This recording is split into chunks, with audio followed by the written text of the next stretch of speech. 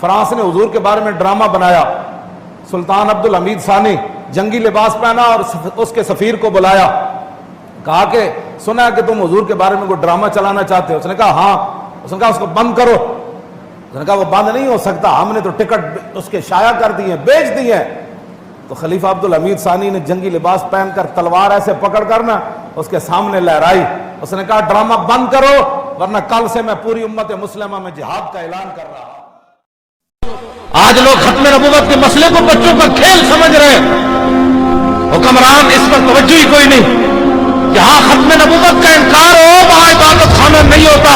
عبادت خانہ تو وہ ہوتا ہے جہاں ما کان محمد نبا احد من رجالکم ولکن رسول اللہ و خاتم النبیین کی آیتیں پڑھی جاتی.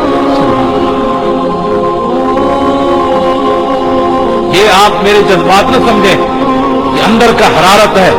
لوگ ہمیں کہتے ہیں نرم, سمجھاؤ ختم نبوت کا مسئلہ.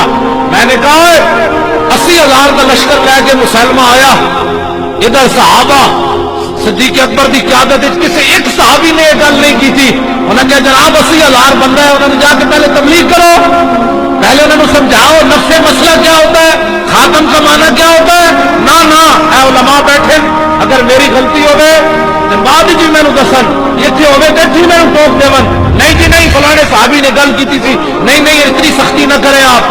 نہ ایک صحابی نے 1,20,000 نہیں تو کم از کم اس ویلے 1,20,000 صحابہ کے موجود سن, لیکن کسی ایک صحابی نے بھی صدیق اکبر نے گل نہیں کی تھی کہ بابا ہاتھ ہولا رکھو, اے بندے بننا بھی کوئی کم ہے. نہ سیدنا صدیق اکبر اپنا بنایا ہوا قانون خود توڑیا. پہلے فرمایا بدری صحابی کسی جنگ میں نہیں جانے. جب تو حضور دی ختم نبوت کا مسئلہ پیدا ہوا تو صدیق اکبر بنایا ہوا قانون خود توڑیا. فرمایا بدری ہو یا غیر بدری ہو, حضور کی عزت کے لیے یمامہ پہنچے. آج لوگ ہمیں یہ ان کا مسئلہ تھا جو اوپر ووٹ لیتے ہیں. آپ نے کبھی بات کی کسی سے؟ آپ کو تو بجلی چاہیے, آنکھ بند ہونے دی دیر پتہ لگ جائے گا. بجلی تینوں قبر دی کوئی نہیں چاہیے.